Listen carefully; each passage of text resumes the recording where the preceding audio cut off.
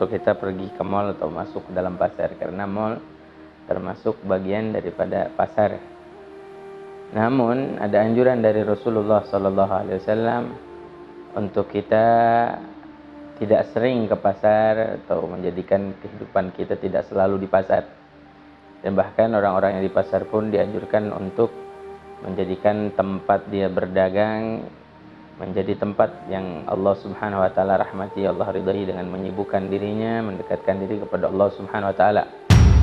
Seperti mereka Ahlul Tarim, orang-orang yang tinggal di kota Tarim, pasarnya hidup, makmur dengan ibadah, makmur dengan mengaji Quran. Sampai pedagang-pedagang di kota Tarim, jika pasarnya mulai sepi, mereka menyibukkan untuk mengaji, menyibukkan untuk membaca Al-Quran. Begitu juga kita yang mendatangi pasar. Bahkan Rasulullah SAW menganjurkan, ada satu doa yang diriwayatkan oleh Al-Imam Tirmidzi, bahwa Nabi SAW menganjurkan ketika kita masuk ke pasar itu membaca doa La ilaha illallah wahdahu la syarika la, lahul mulku wa lahul hamdu, yuhyi wa yumit wa huwa hayyun la yamut, biyadihil khair wa huwa ala kulli syai'in qadir.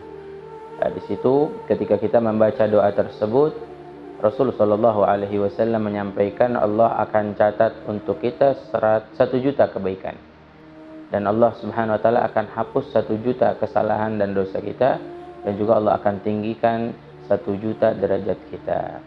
Makna dari hadis tersebut menganjurkan kita untuk menyibukkan pula di pasar agar mengingat Allah. Mengapa? Karena di mall atau di pasar seringkali kita lalai dari Allah, kita lupa dari Allah Subhanahu Wa Taala. Dan juga Nabi SAW bersabda dalam satu hadisnya, Ahabbul biladi ilallahi masajiduha wa abghadul biladi ilallahi aswaquha. Paling dicintai oleh Allah dari muka bumi ini tempat adalah masjid-masjid. Karena masjid tempat turun rahmat Allah, tempat ibadah, tempat kita mendekatkan diri kepada Allah Subhanahu wa taala.